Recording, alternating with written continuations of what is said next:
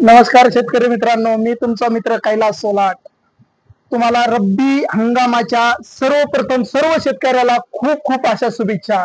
आता रब्बी हंगाम येत आहे मित्रांनो, आणि रब्बी हंगामामध्ये आपल्याला गहू लागवड करायची आहे।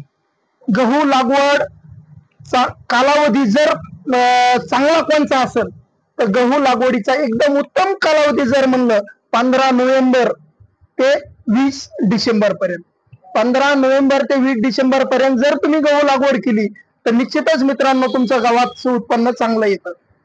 कारण की तुम्हाला जर लवकर लागवड करायची असेल तर 5 नोव्हेंबर पासून करू शकता, कारण की तुम्हाला जर पाण्याची शेवटला टंचाई जर भासत असेल तर 5 नोव्हेंबर पासून करू शकता।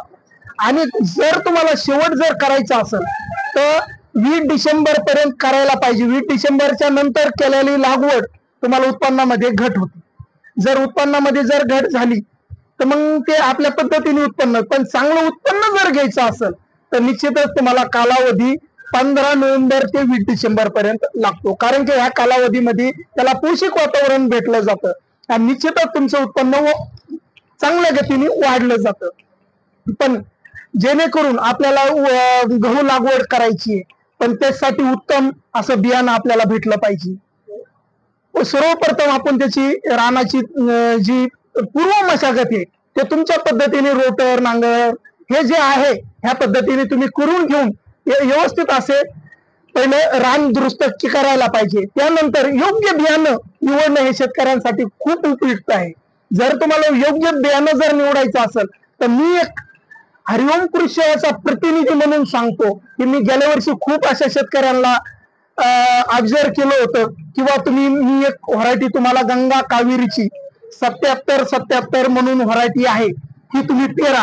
जेणेकरून गंगा कावेरीची JK 7777 ही व्हरायटी जर तुम्ही तुमच्या शेतामध्ये पेरली, सर्वप्रथम तुमचा फायदा सांगतो मित्रांनो, ही कमीत कमी दिवसात येणारी व्हरायटी, तुम्हाला 110 ते 15 दिवसात येणारी व्हरायटी आहे।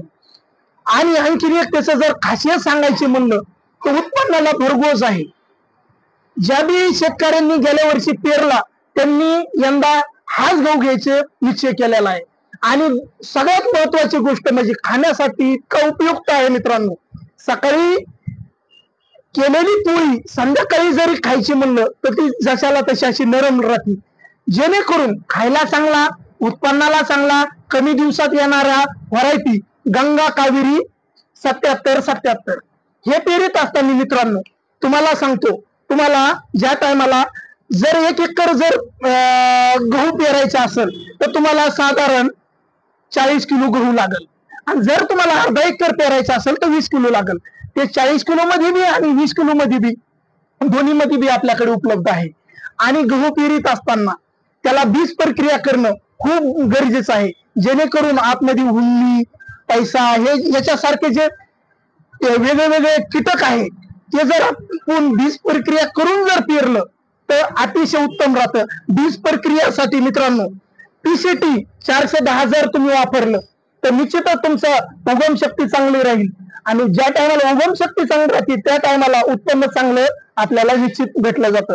हे जरी तुम्हाला कदाचित कुठे नाही भेटलं तरी तुम्ही स्लेअर प्रो हे जरी तुम्ही बीज प्रक्रिया केली तरी बी तुमचं उत्पन्नात वाढ होईल, उगम शक्ती चांगली राहील। ज्या टायमाला उगम शक्ती चांगली असते त्या टायमाला उत्पन्नात चांगली वाढ होती आपल्याला।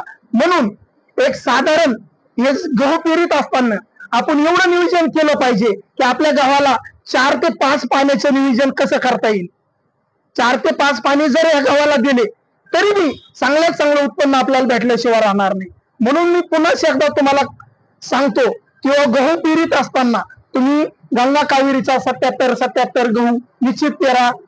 तुम्ही सांगतो गेल्या वर्षी ज्या शेतकऱ्यांनी पेरला आहे त्यांची सुद्धा मी तुम्हाला काही मुलाखती टाकणारच आहे। पुन्हा एकदा तुम्हाला रब्बी हंगामाच्या खूप खूप अशा शुभेच्छा। रब्बी हंगामामध्ये तुम्ही मोठ्या उत्साहाने उल्हासाने समोर यावं आणि गव्हासारखी लागवड करावी, जेणेकरून तुम्हाला चांगल्यात चांगलं उत्पन्न कसं भेटेल याच्यासाठी तुम्ही मार्गदर्शन ऐकावं। यासाठी एवढंच मी तुम्हाला बोलतो आणि थांबतो। जय हिंद, जय महाराष्ट्र, जय जवान, जय किसान। धन्यवाद।